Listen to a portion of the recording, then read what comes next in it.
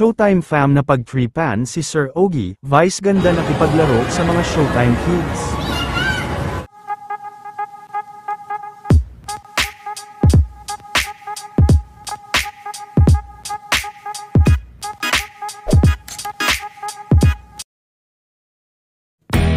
Isang masarap na pananghalian nga ang inihanda kanina para sa mga Showtime host, sa pagtatapos at huling tapatan sa tawag ng tanghalan sa Showtime, at sa kanilang masarap na pananghalian, ay sabay-sabay naman na kumain sina Vong Navarro, Sir Ogie Alcacid, Darren Espanto, at Tiyang Ami Castillo. Napagkatuwaan din ng mga Showtime host si Sir Ogie Alcacid dahil sa kulay ng damit nito at kanilang inumin.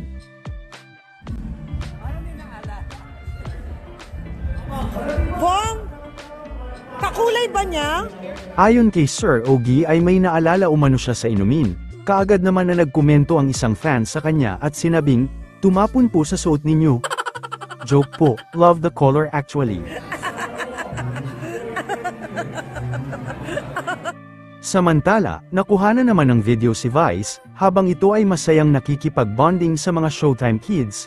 Isinama din sila ni Vice ganda sa isang palaruan, sina Argis, Jays, Kulot, ay ilan na lang sa mga kasama nito.